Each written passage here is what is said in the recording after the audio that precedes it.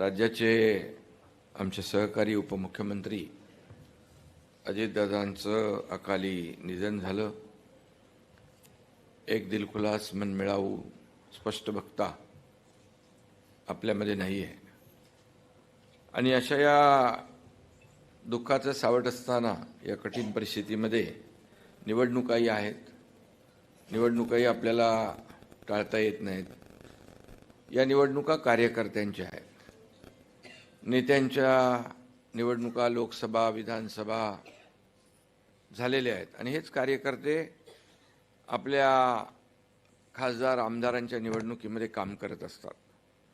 आणि म्हणून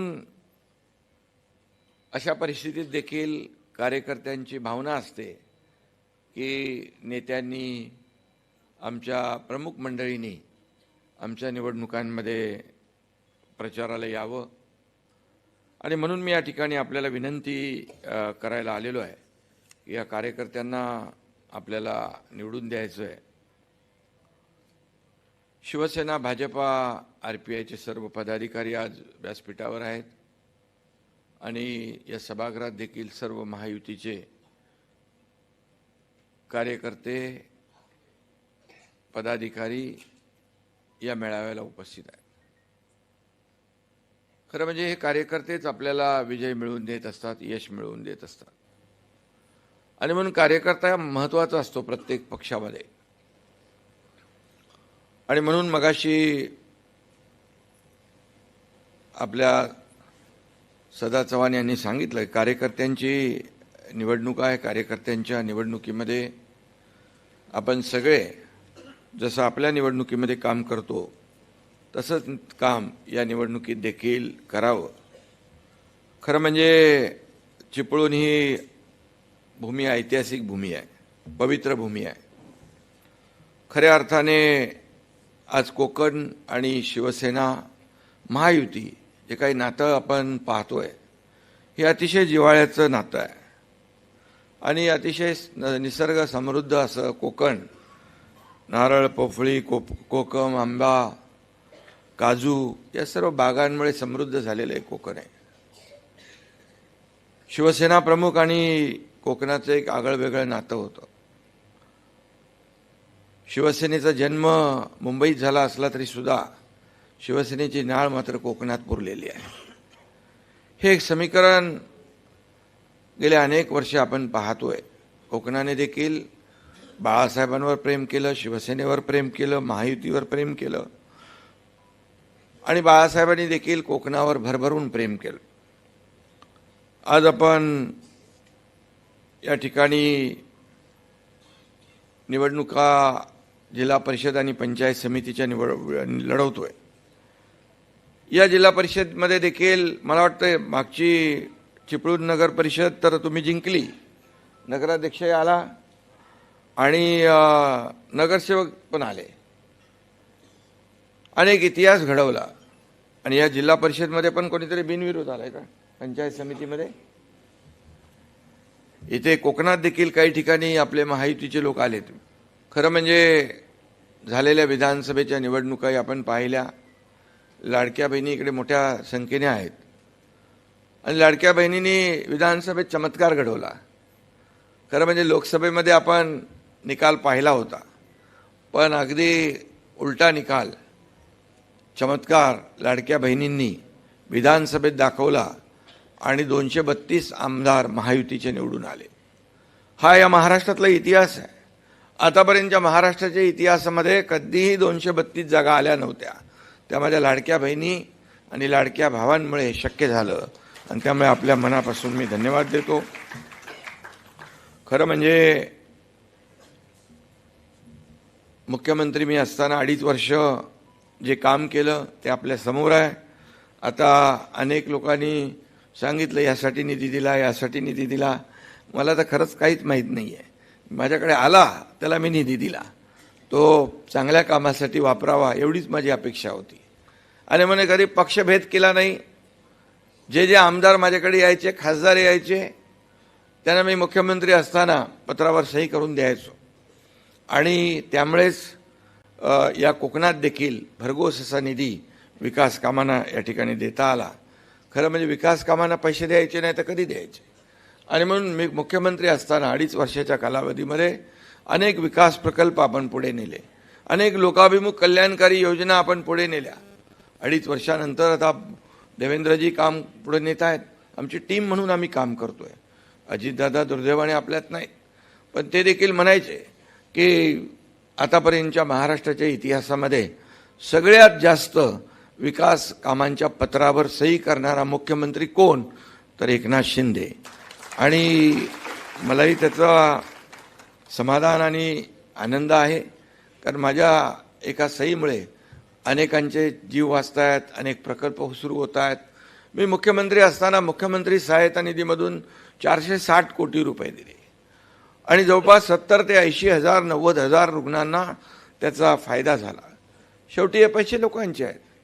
हे जो काही निधी मुख्यमंत्री सहायता निधी हा लोकांसाठीच वापरला पाहिजे आणि त्यांच्या जीव वाचवण्यासाठीच वापरला पाहिजे असा मानणारा मी कार्यकर्ता आहे. आणि म्हणून या ठिकाणी अनेक विकासाचे प्रकल्प या ठिकाणी आलेत. हे सभागृह देखील त्यातूनच झालं आहे. अनेक सभागृह या ठिकाणी झालेली आहेत. उदय सामंत यांनी मगाशी सांगितलं, पाणी पुरवठा योजना असेल, अनेक रस्त्यांची कामं असतील, अनेक लोकाभिमुख कल्याणकारी प्रकल्प असतील, योजना असतील, अनेक योजना. मगाशी कुठलं एक तुम्ही सांगितलं राहिलेलं होतं ते नगरपालिकेची. मला बोला नगरपालिकेत निवडून दिल्यानंतर बसायला जागा पाहिजे की नाही, काम कुठून करणार. तुम्ही ताबडतोब पैसे दिले आणि जिल्हा परिषदेची देखील तजवीज करून ठेवलेली आहे आपण. त्यामुळे शेवटी लोकप्रतिनिधी म्हणून काम करत असताना चांगलं प्रशस्त सोयी सुविधांचं कार्यालय असलं पाहिजे. लोक येतात, लोकांच्या समस्या सुटल्या पाहिजे, त्यांना न्याय मिळाला पाहिजे, ही भावना प्रत्येकाने ठेवली पाहिजे. आणि म्हणूनच अशा या परिस्थितीमध्ये विकासाला आम्ही प्राधान्य दिलेलं आहे आणि विकास हाच आपला अजेंडा आहे. आणि म्हणून आजच्या या अशा परिस्थितीत देखील साधेपणाने आपण प्रचार करतोय आणि मला यावेळेस कोणावरही काही टीका टिप्पणी करण्याची आवश्यकता नाही, कारण शेवटी आपण विकास हाच अजेंडा आपण पुढे घेऊन चाललेलो आहे. आणि म्हणून या चिपळूणमध्ये जे जे काही विकासाचे प्रकल्प आहेत, मला आठवतं आहे मी मुख्यमंत्री असताना मुख्यमंत्री माझी लाडकी बहीण योजना केली, लेक लाडकी लखपती योजना केली, STमध्ये 50% सवलत देण्याचा निर्णय पण घेतला, मुलींना उच्च शिक्षण आपण मोफत केलं, शेतकरी सन्मान योजना आपण केली.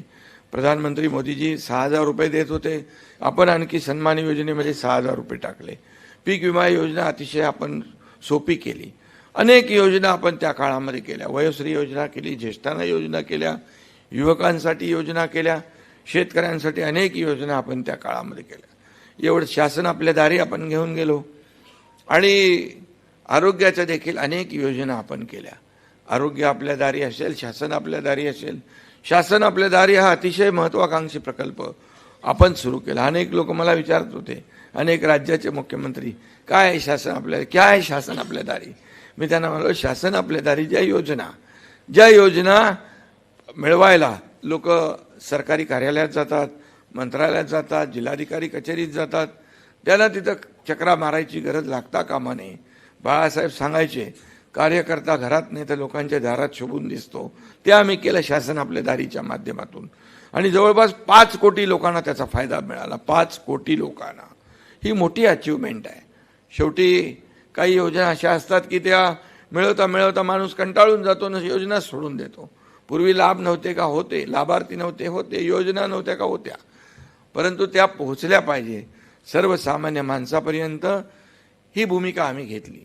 आणि सर्वसामान्यांचं सरकार आम्ही म्हणतो, मग सर्वसामान्य माणसाला न्याय मिळाला पाहिजे.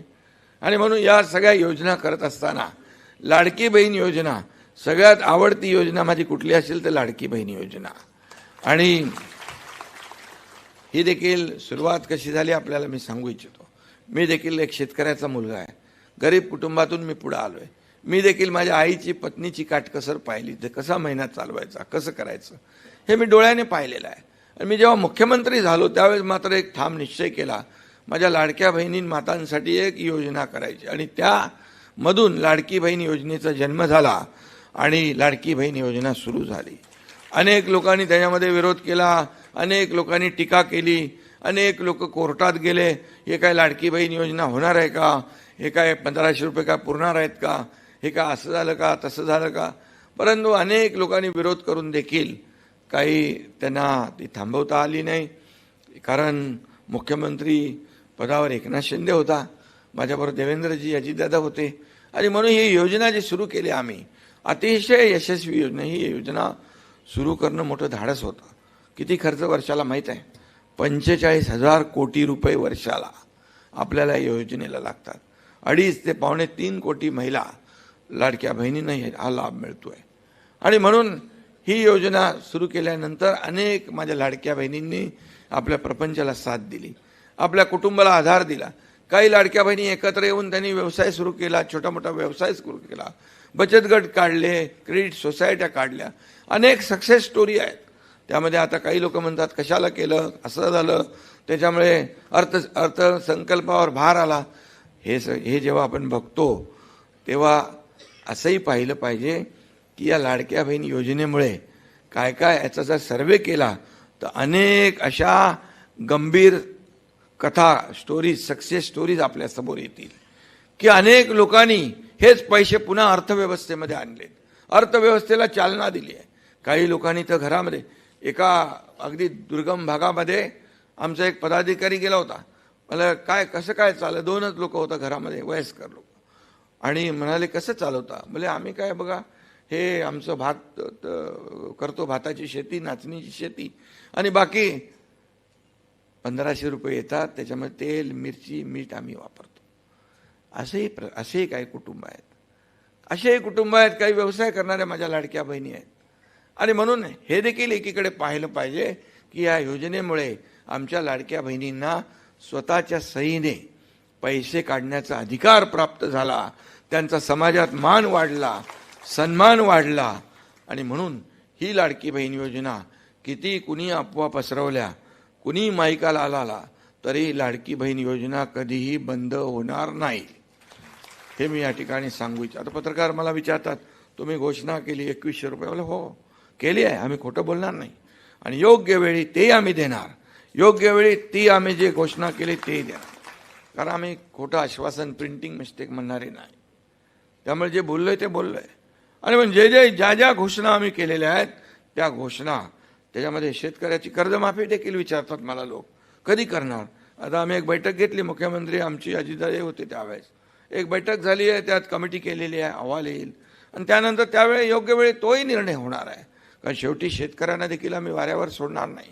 शेतकऱ्याला सर्वात जास्त मदत करणारं सरकार महायुतीचं आहे.